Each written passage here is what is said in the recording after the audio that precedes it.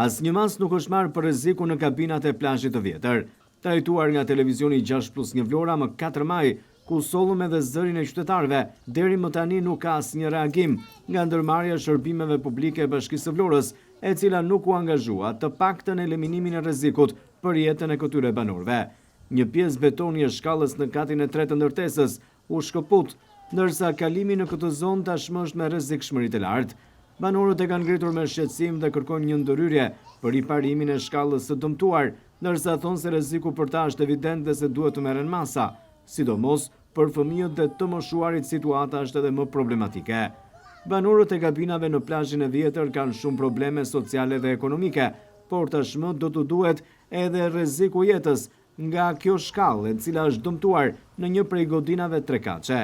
Kabinat janë jashtë çdo standardi të sigurisë dhe këtë e dëshmon pikërisht kjo pjesë e shkallës së katit të 3 të ndërtesës, e cila u shemb 2 javë më parë, por nuk pati asnjë reagim nga institucionet.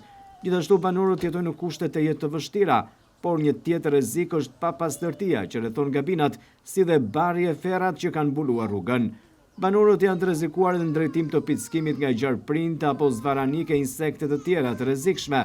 Ata kërkojnë kushte dhe një mjedis të pastër e të sigurt. Ndërmarrja e shërbimeve publike bashkë me atë të pastrimit duhet t'i kthejnë sytë edhe nga këto familje që duan të jetojnë të paktën në kushte dhe të drejta të barabarta me çdo njeri tjetër në këtë qytet.